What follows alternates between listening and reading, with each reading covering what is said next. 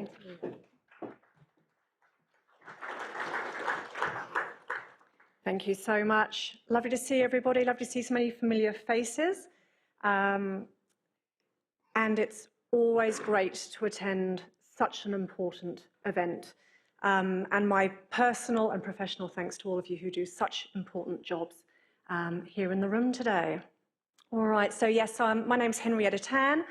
I'm the Engagement Manager at Standards Australia. I'm responsible for the building and construction, water and waste and timber sectors, and obviously all the standards that fall under the fire area sit within my sector. So today I'm just going to give you a bit of an overview of what our committee, FP20, our Bushfire Committee, have been working on. I'm not going to touch on the 3959 activities because Colin and Graham will be covering that for you tomorrow. I'd like to thank, we have a number of people from the FP20 committee in the room today. I'd like to thank all of them for their hard work. It's unceasing. Essentially, I see our Bushfire Committee, sort of like they're painting the harbour bridge. The minute they stop working, they essentially start working again. So the work they do, as you can see, is very, very important. So today I'll be talking about the handbook, just giving you a brief overview of what's been happening in that space. Also, I'll give you a bit of a rundown of how you can participate in the world of standardisation. I'll just give you a brief look at where our committee tools and also our non-committee member tools sit. And I'll talk very briefly about a couple of updates to how you can access standards. All right, Handbook 208. So this handbook essentially is going to be in two parts. We have part one, which is the practitioner's handbook, and part two will be the owner's handbook or guide. Now, I'll say up front, this work is still ongoing. I'd also like to say up front that hopefully I don't misrepresent or mess up any of the messaging behind what the team is doing. So it's very important to reiterate, I'm not a technical person. I'm the engagement manager. So although I'm obviously involved in what the committee is doing, I'm obviously not involved at a technical level. And that goes for any questions afterwards. I might have to take questions on notice. It's essentially this work very strongly complements the work that they've been doing on AS 3959, which is, of course, the construction of buildings in bushfire-prone areas, which I'm sure you're all familiar with. So they're all doing this very important revision work at the moment. Now, I want to point out the difference, just the essential difference between a standard, so 3959, and also the handbook, 208. So the standard, and also particularly because it's referenced in the National Construction Code, is it's a very formal process. It's got very high, it needs very high consensus. It requires very involved and wide stakeholder involvement. And we also have to work in with the Australian Building Codes Board with their process because it is referenced. So, dare I say it's a very strict process that everybody has to adhere to. A handbook, although is just as involved, and the guys are spending, gosh, just as long almost with the handbook as they would with the standard, it's a lower consensus document. And that means it's basically a peer-reviewed document. It won't need to go out for public comment for 9 weeks and all the other, sort of, I suppose, more complex parts of the process that are expected with the Australian standard. But that in no way means that they're not putting as much love, attention and care and consideration into the work of the handbook. The handbook is essentially around the maintenance of buildings to AS 3959 and best practice guidance for construction in bushfire-prone areas. The idea of the handbook is hopefully to increase compliance with 3959. The homeowner guide, we hope, should assist homeowners with the human element. And I think it's really important, and I know last year there was a lot of talk at this very event about the human element that goes with bushfire. You know, it's all very well and good to build to the high levels that are expected to, you know, to reduce that risk or mitigate risk against bushfire, but you've got to take into consideration that human element. And this should hopefully assist homeowners with this common sense approach to preparing and maintaining their homes for bushfire. And you're not always going to be able to remove the risk entirely, but it's about just adding that assistance for homeowners. So we're hoping this should be a useful and readily available educational document for them.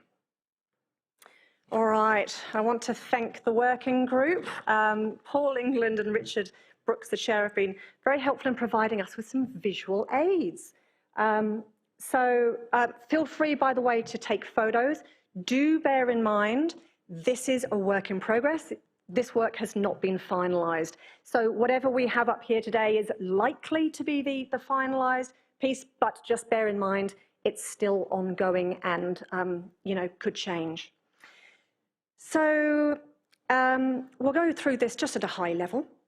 Section 1 to 3, I would say, kind of set the scene. And are the meat of the document is being around the site assessment, design, construction, and handover processes. The focus, as I said before, is on achieving compliance. Section 7 and Part 2 of the homeowner document focuses on information for owners after completion, and this is just as important.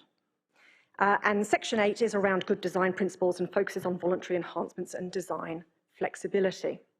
So as you can see, this is quite an involved thing. We'll go through section by section. So Section 1 will be the scope and include application terms and an overview of Part 1. Section 2 will have an overview of application of 3959, including the state and territory regulations and NCC Volume 2. And Section 3 puts bushfires into context. Section 3.1 is around fuel, ignition sources, topography and weather. 3.2 characterises exposure of buildings to bushfire attack. This covers airborne embers, burning debris and accumulated embers adjacent to building elements, secondary fires and combustible materials within the site and allotment, radiant heat from a bushfire front, direct flame contact from a bushfire front, and wind actions. 3.3 introduces us to BAL and covers radiant heat exposures, addressing ember and debris exposures, as well as BAL-FZ direct exposure. 3.4, BAL performance criteria, and 3.5, performance of pre-AS 3959 buildings. Section 4 focuses on BAL assessment, including the application of the 3959 bushfire site assessment method. And Section 5 covers designing for compliance with NCC bushfire provisions by applying 3959 and determining performance of building systems and materials when exposed to bushfire. It also covers design documentation.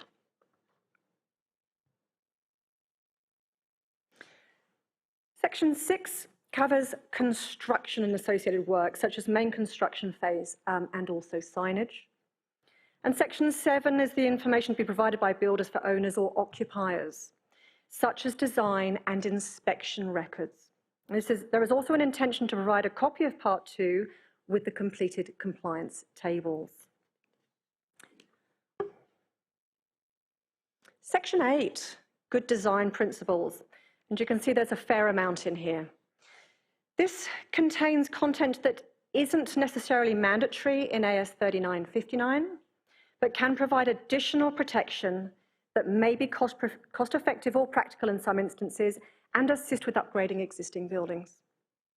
It includes a holistic approach to good design principles, site planning, vegetation management, fire hazards, access and adjacent structures.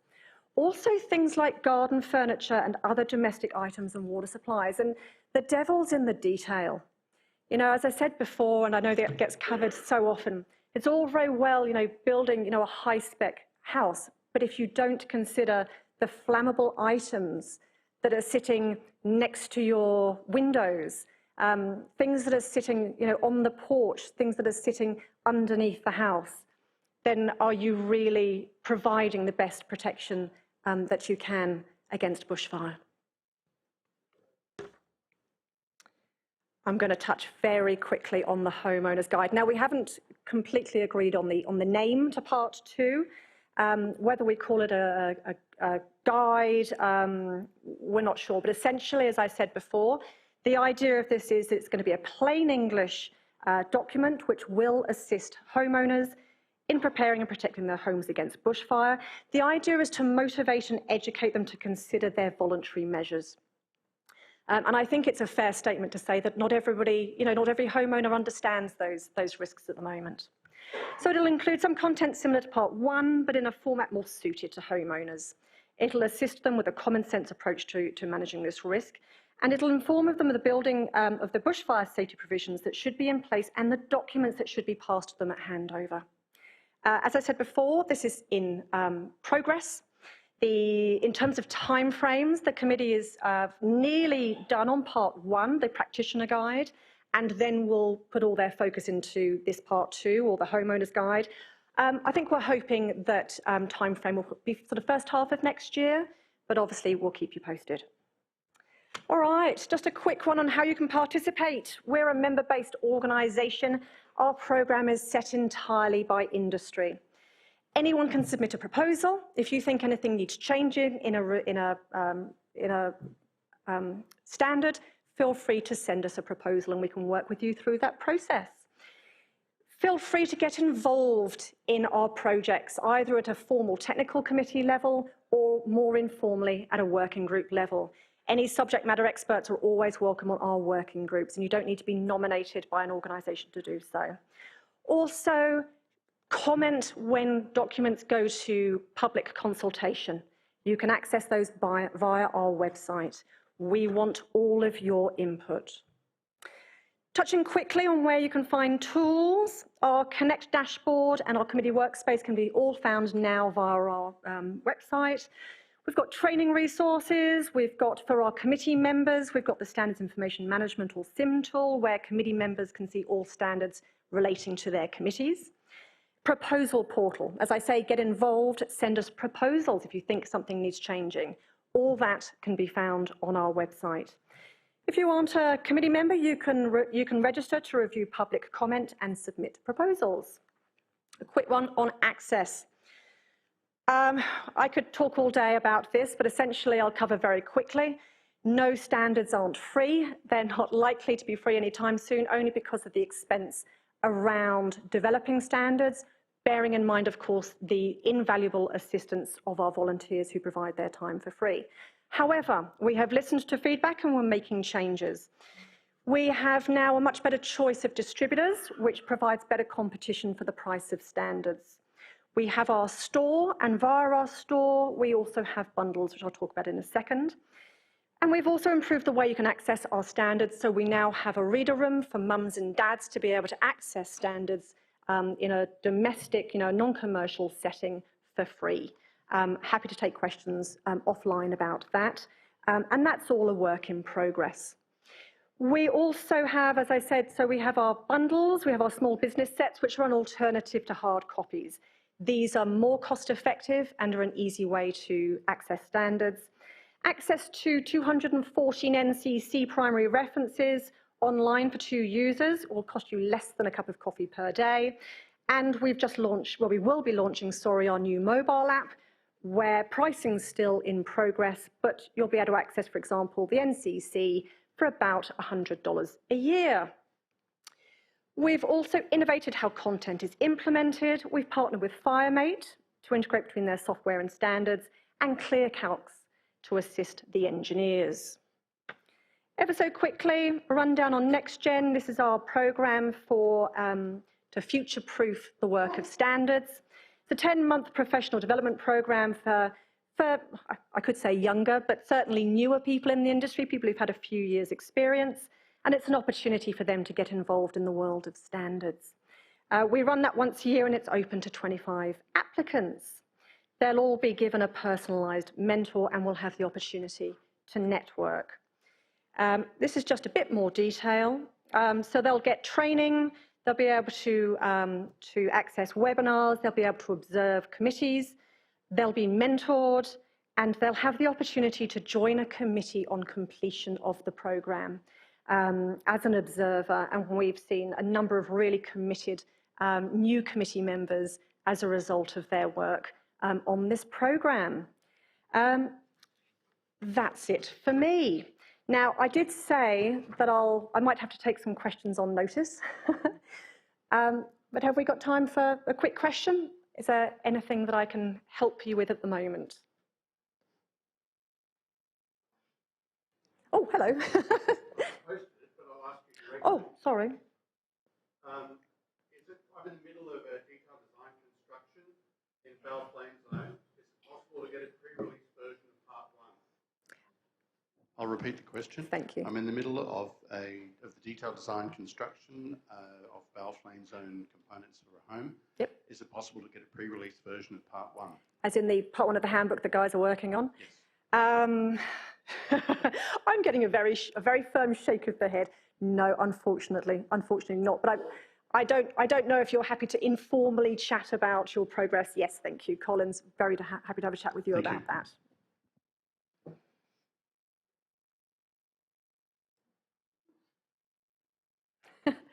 Thank you so much for having me. Enjoy the rest of the conference. Thank you.